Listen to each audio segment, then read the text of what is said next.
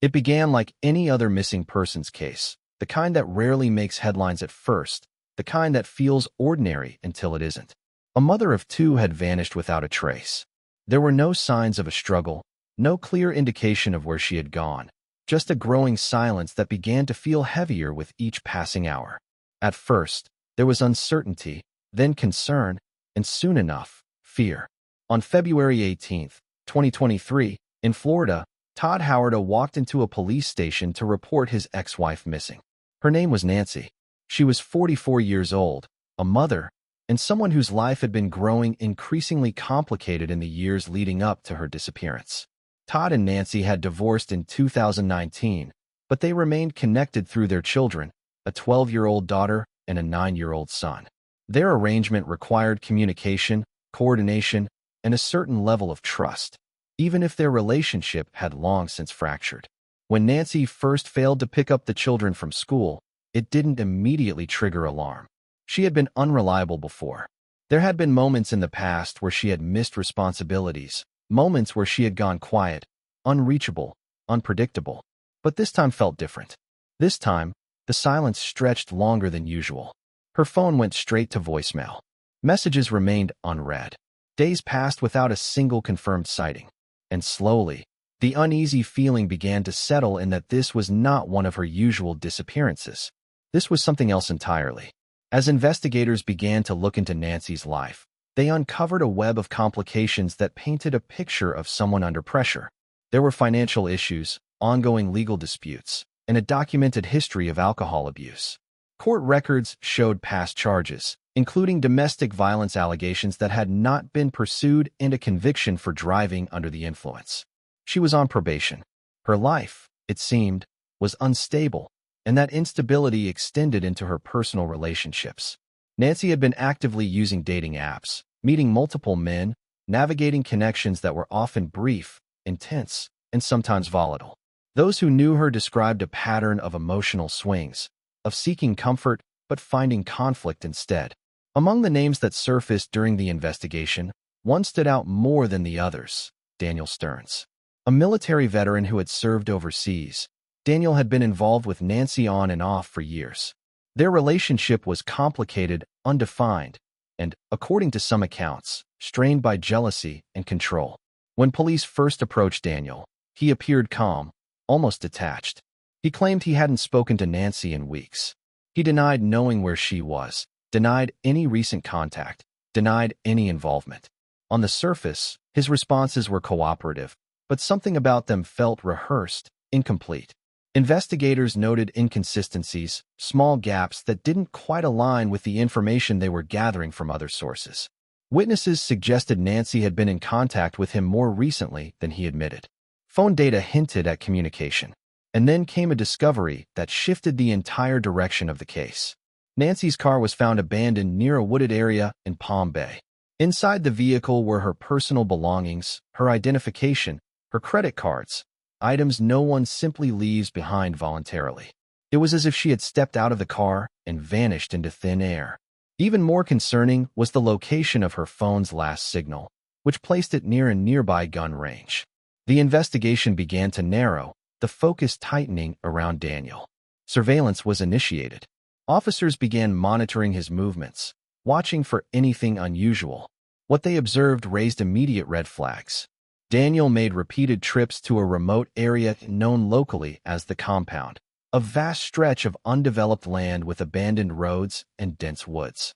It was isolated, quiet, and largely unmonitored, the kind of place where actions could go unseen. During one of these visits, investigators watched as Daniel carried a shovel into the woods. They couldn't see what he was doing, but they could hear it. The sound of digging echoed faintly through the trees. It was enough to confirm their suspicions. When Daniel was brought in for questioning again, the tone of the investigation shifted dramatically. This was no longer a missing persons case in the traditional sense. This was something far more serious. At first, Daniel maintained his composure, choosing his words carefully, attempting to control the narrative. But under sustained questioning, the cracks began to show. His story evolved. Details shifted. And eventually, he introduced a new claim: self-defense. According to Daniel, He and Nancy had agreed to meet on the day she disappeared. They met near where her car was later found, and she left her vehicle to ride with him. He told investigators that he drove them into the compound, where he planned to teach her how to shoot a firearm. Before that, he said, they argued. The argument centered around her relationships with other men, something that had been a recurring source of tension between them. He described feeling disrespected, provoked by messages and images she had sent him, images meant to anger him, to push his boundaries. Then, he said, things escalated. He claimed Nancy suddenly turned on him, lunging for his weapon, attempting to take control of it. He described the moment as explosive, chaotic, and ambush. He said she fought ruthlessly, ignored his commands to stop, and in the struggle, he feared for his life. In that moment, he made a decision. He pulled the trigger. He shot her once in the head. The room fell into a different kind of silence as he spoke those words, a silence that carried weight, disbelief, and scrutiny. Because what followed didn't align with self-defense. It revealed something far more disturbing. Daniel admitted that he did not call for help. He did not report the incident.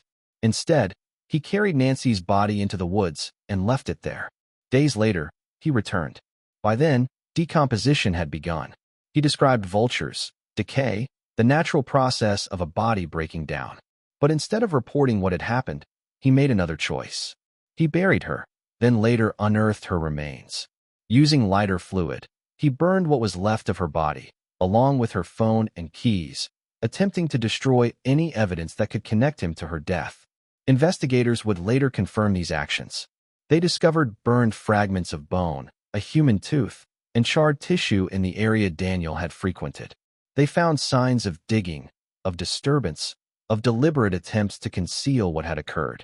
A search of his digital history revealed a series of troubling queries made in the hours and days surrounding Nancy's death. He had searched for violent videos, for information about blood loss, for details related to missing persons and gunshot wounds. The pattern painted a picture that contradicted his claim of fear and panic. It suggested preparation, curiosity, and an awareness of the gravity of what he had done. Detectives challenged him directly. They pointed out the inconsistencies, the imbalance in physical capability between him and Nancy, his military training, his experience with weapons. They questioned how a trained soldier could lose control of his firearm in such a scenario. They pressed him on the details, on the gaps, on the parts of the story that didn't make sense. But Daniel held on to his version of events, insisting it had been self-defense, even as the evidence suggested otherwise. Eventually, he stopped talking. The interrogation ended, and he was placed under arrest. For Nancy's family, the confirmation of her death brought a devastating end to the uncertainty they had been living in. What had started as hope, as a search for answers, turned into grief, into the painful reality that she was gone. Investigators recovered enough of her remains to confirm her identity, including part of her skull bearing a gunshot wound. The case moved forward through the legal system, where the details were laid out, examined, and judged. In the end, Daniel Stearns was found guilty of second-degree murder, along with charges related to the abuse of a dead body and the destruction of evidence. He was sentenced to life in prison, his actions defined not by the story he told, but by the evidence he left behind. What began as a disappearance ended as a homicide, a case shaped by control, anger, and a series of choices that escalated beyond repair.